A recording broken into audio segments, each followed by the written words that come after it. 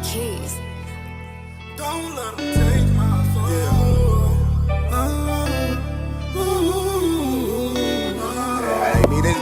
Not at all. Giannis is still relying on his athleticism and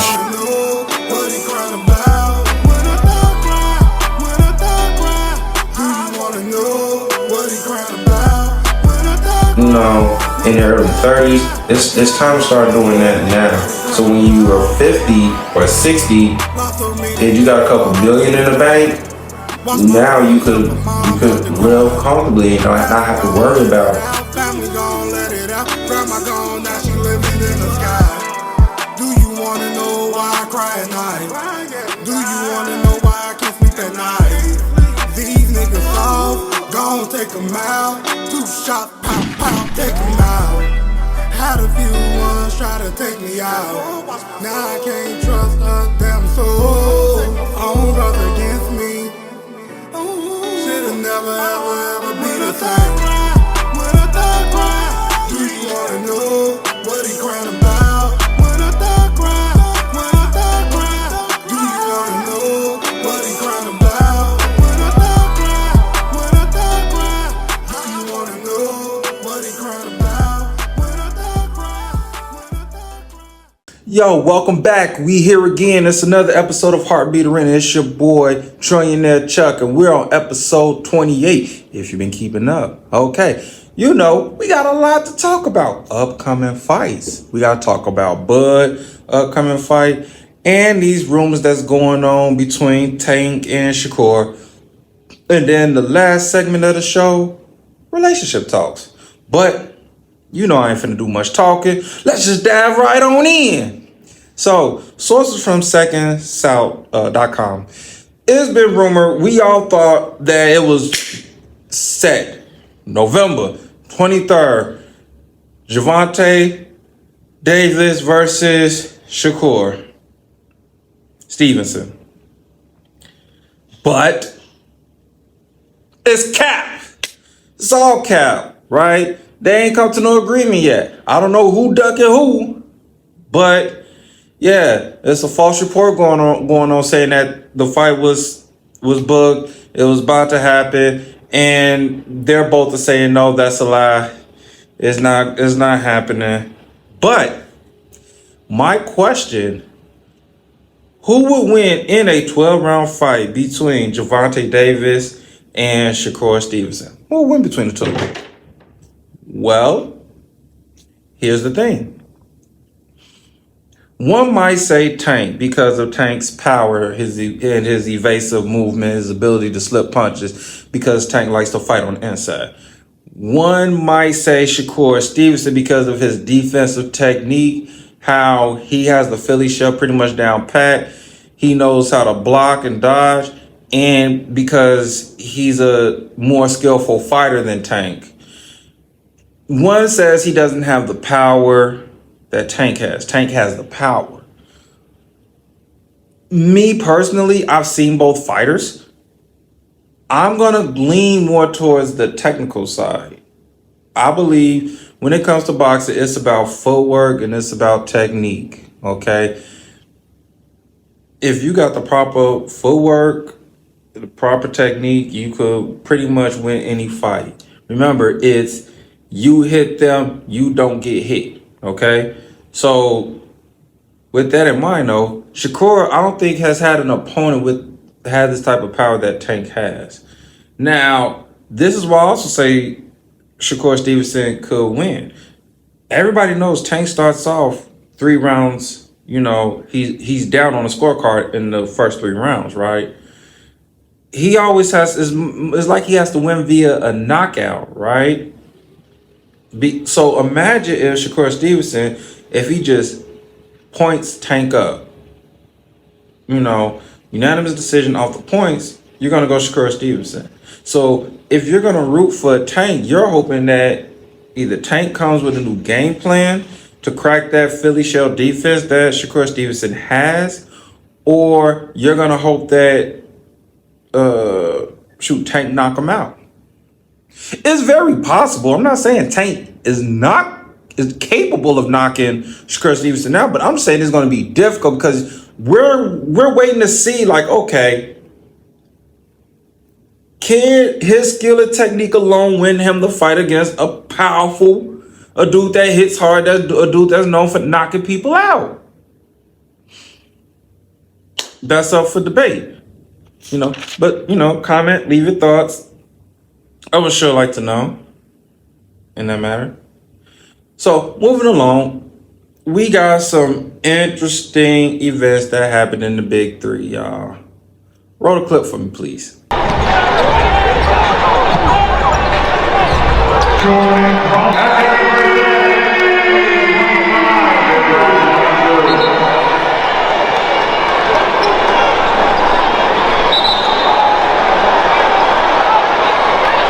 Okay, so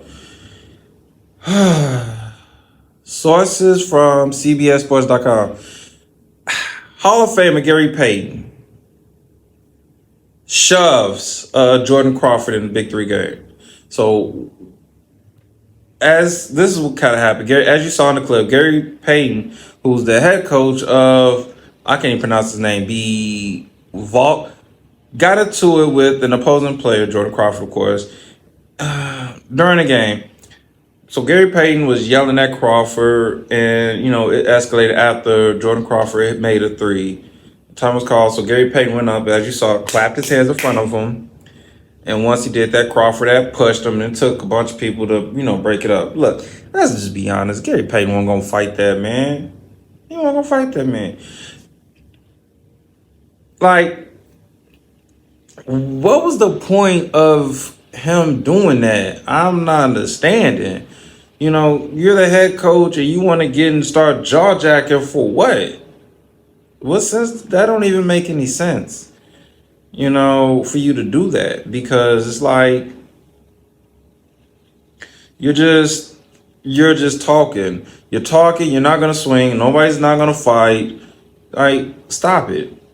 And I don't think Gary Payton really want that smoke from Jordan Crawford. Like, bro, Gary, how old are you? You're like 40, 50, 60 years old, bro? Stop it. Man, that dude will whoop lay your old ass out. Shit. Vernon Maxwell said he teed up on Gary Payton on Gil's Arena podcast. Hey, Vernon said Gary thought he was tough. He said, man, I beat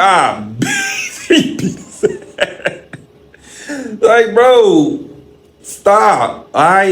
Stop. Because these young dudes ain't about that, Gary. This ain't back in the days, man. Ain't nobody afraid of your old ass, man. All right? And be cool. Be on the bench. Do your thing. All right? Stop trying to cause chaos. Stop trying to cause drama, okay? Oh, man. Gary Payton is something else, y'all. But look, I know it's early, though, in the show, but we're going to go to a quick commercial break. Don't worry, we got a lot to talk about. Stay tuned. Don't go nowhere. This company is a scam. Do not buy none of their merchandise or products. Scam alert. Don't buy. Okay, we're back. So, August 3rd, big fight. Terence Crawford versus Israel Madrimov. Okay, source from DAZN. So, Terence Crawford, if you've been keeping up, he's 40-0 with 31 wins via knockout. Some of his accolades: he was the 2014 lightweight WBO title holder. Then in 2015-2017, he at lightweight he won the WBO, IBF, WBA titles. It was an undisputed champion in this weight class. 2018 to now, he currently holds the WBO, WBC, IBF, WBA title at welterweight. And then you got his opponent, Israel Madrimov, right? Who has 9 wins, 1 draw, 6 knockouts. That draw was against Michael Soro. In the rematch, it ended up a technical decision due to an accidental clash of the heads, right? So, his accomplishments, his accolades, that he won gold in the middleweight division in the Asian Games gold. He did that twice in 2017 and 2018.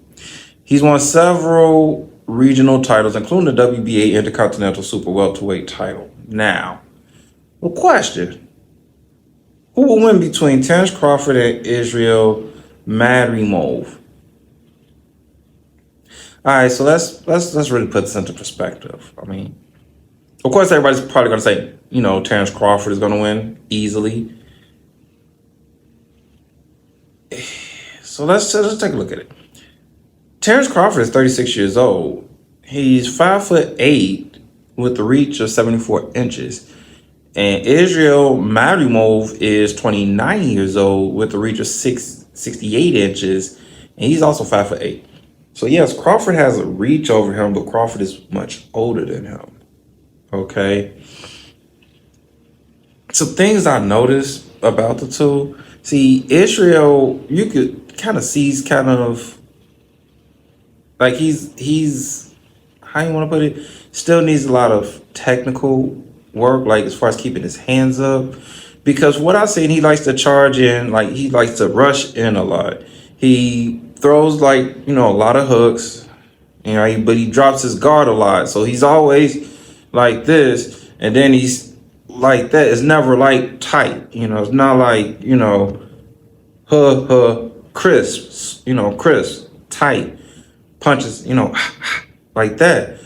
Crawford keeps his guard up, keeps his hands up. He's stronger, right? You look at Crawford's physique, you look at Israel's physique, pulse, and you're gonna, the strength. Crawford packs punch. He's a good counter puncher. So that there, Crawford's gonna hit him with the uppercut and hit him with the cross, and he's gonna have his guard. He's gonna have his guard up. Crawford is way more technical. You're gonna see in this fight, it's clearly the experience is gonna win. The power. I mean, Crawford is versatile, strong on defense, and can fight either orthodox or southpaw. Whereas Israel, he's aggressive and he has an unorthodox style. Like I said, he likes to charge in and stuff like that. So unless Israel changes up his fighting style, he's gonna get knocked out by Crawford in the second round, right? And that's my prediction. Second round, Terence Crawford is not gonna put this kid to sleep. He's not even gonna play with him, because this is really free money for Israel, because he really doesn't even deserve this fight. If you want to be honest with me, the kid has a lot to learn. He needs more fights up under his belt before he can even try to compete against someone of Crawford's status. So for Crawford, this is going to be a cakewalk. This is definitely going to be a cakewalk around the park. This is going to be easy for him. This is lunch meat. This is barbecue chicken. This is Benihana's. This is going to be a night off for Crawford. I don't even think Crawford might take this fight serious. Like, if you seen Israel fight, you're going to look like, man, he's not ready for what Crawford finna give him. And quite frankly, he's not. Still has a lot to learn. He has to be more polished. So, hands down, I give it to Terence Crawford. I'll say he's gonna knock old boy out in the second round. If it goes the distance, I will be shocked. Honestly, I'll be shocked. And before we get into the final segment of the show, we're gonna take a quick commercial break. Stay tuned. Don't run away. This company is a scam. Do not buy none of their merchandise or products. Scam alert. Don't buy. Okay, we're back. So let's get into the final segment of the show, relationship talks.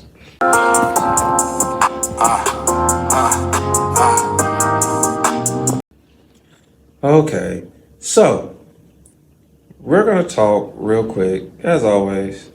But before we do, roll me that clip, please.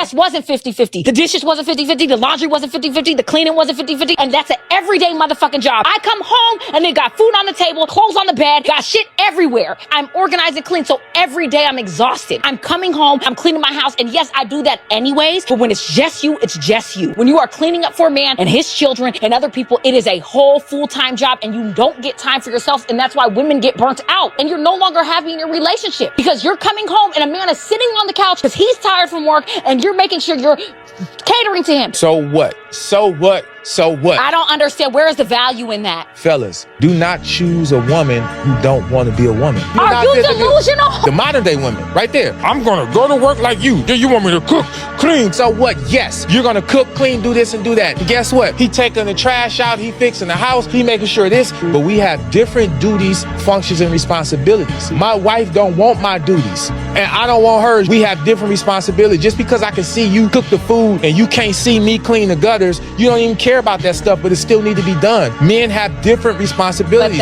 So all this, I cook and I clean and yeah, that's part of your function. But when your tire is flat, my function is to make sure you have a new tire. But when your car need an oil change, it's my job to make sure these people ain't ripping you off. We have different duties and functions and responsibilities. And if you don't love your duty, your function, your responsibility, you're not fit to be a wife, period.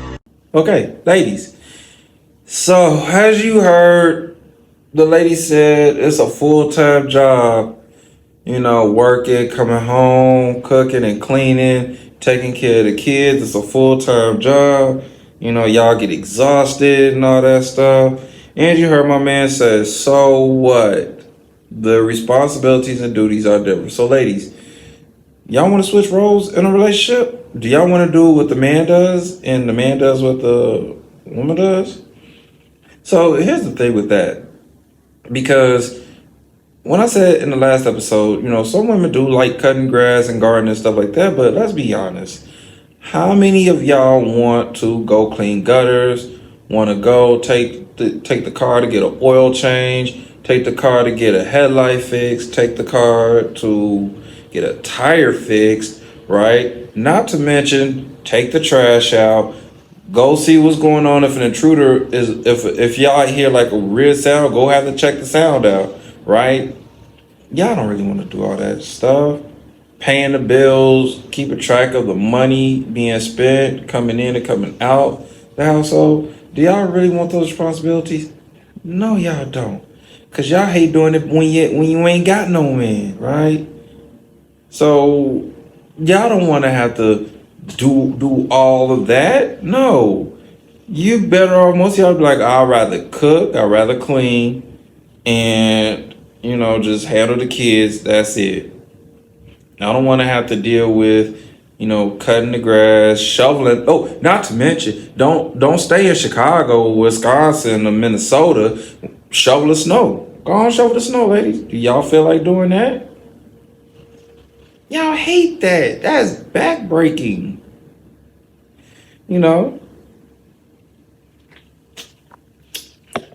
But those are some of the responsibilities that us men take up on, We take on fixing a car or getting it fixed. If some of us don't fix cars, then we take it to go get fixed. We spend the money to go get the car fixed and make sure it's fixed properly.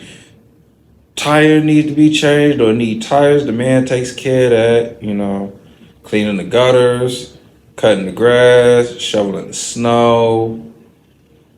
Men work. Y'all don't want to do the actual physical labor part of the relationship. That's most like the physical labor part of the relationship. It get grueling. Oh, it gets grueling. Y'all don't have to touch dirty garbage. You don't. I know a girl who used to call dudes just to take her trash out because she didn't want to touch it. She would call a dude over and make the dudes take her trash out. So stop complaining about the role that you have or responsibilities that you have in the relationships, ladies. It's all value, it's all needed, okay? That's why relationships are partnerships, right? It's not you can't be in no situationship or nothing of that nature. It's a partner. You guys are partners, right? No one's role is bigger or easier than the other. Okay. Cooking, if a dude don't know how to cook, that could be stressful. Cleaning, all that stuff, taking care of the kids, that could be a lot on a dude. Not Chuck though, but well, Chuck don't got kids, but Chuck know how to cook. Like Chuck throw down in the kitchen, but we're not talking about. But no, okay, seriously though, no, for real though. Each role is very key in making the relationship last and strong. Okay, so stop it. So stop with the whole just because you do this. It's stuff that you're gonna do regardless. Okay, it's stuff you're gonna do regardless. Because she said it in the clip. Yes, I'm gonna do that regardless. Yes, because if you were by yourself, it's gonna get done. You're gonna end up doing it anyway. So please. Now, roll my next clip, please. Never heard a man complain about having to lead in the relationship as long as he feels loved and respected. If he doesn't feel loved, appreciated, or respected, then it's exhausting. Yes, exactly. That's the If only she's time. complaining that you're not doing enough and you feel like, man, I'm carrying this whole relationship, I'm doing all the work, I'm paying for everything, I'm doing all the chore, and you're still don't respect her, Exactly. then it's exhausting. Exactly. On the flip side, though, there are tons of women who, at a certain point, they don't want to have to be the leader of the relationship. Okay, so another question for the ladies. Ladies, how do y'all feel about leading a relationship? Leave your comments, please. I mean, some of y'all feel like y'all run a relationship. I don't think so. Nah. The dude just don't want to bicker and he don't want to fight with you, basically. Taking the lead role for us, it could be tough, it could be stressful, but we don't ever complain about it because it's what we're supposed to do. It's what we're taught to do. We're supposed to take the lead role. We're supposed to lead, guide. We're supposed to take care of things. We're supposed to provide, protect, and stuff. But now, ladies, y'all feel like that's not enough. Y'all feel like the man has to do more. So you want the man to provide, protect, and do chores. And even if you found one that does all of that, y'all will still find a reason of him saying it's not enough. I've been around too many ladies who don't appreciate the dude that they got, the dude that does, pay the bills, that does come home after work or after the gym and stuff like that, that communicates effectively. They don't appreciate it. They be like, what Kevin Samuels say? You're boring. One Caucasian lady was like, her dude is boring because he don't want to go on trips. And I'm like, what do you mean you don't want to go on trips? She's like, he don't want to go on trips. He just wants to sit there and watch TV. Like, yeah, he takes care of me. Yes, he pays the bills, but he's boring. So she ready to cheat on him because he's boring, because he doesn't want to go on trips or go out. It may not be his thing. I was like, how long y'all been together? You said they've been together for like a long time, like 10, 20 years. And you want to say he's boring? That's crazy. But he's handling his responsibilities and taking care of you. That's wild. So women don't want the lead role. Y'all don't. Y'all really just want to sit back and not do nothing. But again, relationships require work, women. It requires a lot of work. Okay? Because it's a partnership. Y'all have to understand that, like, in a partnership, it's give or take. Okay? It's give or take. It's not one-sided. Because if it's one-sided, one person's not happy. If that person isn't happy, then that's when the relationship is going to fail. It's that simple. It's that simple. So stop complaining, ladies. Sit back, let the man lead. If the man can't lead, then you don't need to be with him. That's another thing. You don't need to be with him if he can't lead. And you can't be intimidated by him if he is leading. You can't be comparing what your life is to his life. It's supposed to be a complementary. Y'all supposed to complement each other, right? Not compete against each other. And that's what's wrong, again, with modern day women. They find themselves competing with the person they got there with, and then the insecurity kicks in when they feel like they're not good enough because the guy is striving and hitting goals and pushing and prospering. And it's like, well, that comes from the woman he's with, because she's able to push, nurture, and make sure he's on point, right? But, women want to be in competition. Like, well, dang, he don't need me. And y'all want to date bums because y'all don't feel insecure dating a bum, right? Because y'all want to feel like y'all got some type of sense of power and control over a dude who ain't doing nothing. That's wild and crazy to even think that, in a sense. That's really wild and crazy to think that. Like, nah, you're being used, right? Because all he's going to do is just milk it, as long as he can. I have not seen a generation where it's okay to be below average and get worshipped like a god. I have never seen so many ladies, put dudes on a pedestal that ain't got nothing going for themselves. They're not even trying. And they get mad then get intimidated by the ones that are successful, that are doing. Never seen this done a day in my life. Never thought I would see this a day in my life. But that's what's happening. And that's what's happening right now. So, I mean, I don't know. But that's my show for today. Tune in next episode. Again, it's your boy. If you haven't done so already, before I close, if you haven't done so already, please hit that like and subscribe button. Yes, we're still trying to get to 5,000 subscribers. Okay? It lets YouTube know I'm doing a good job putting out content. Hopefully bettering you guys' relationship, bettering you guys' lives. Okay? Please hit that like and subscribe button if you haven't done so already. Or scan that QR code. It lets YouTube know, hey, Trillionaire Chuck is doing a good job. But again, it's your boy Trillionaire Chuck saying this. Always remember to love yourself and each other.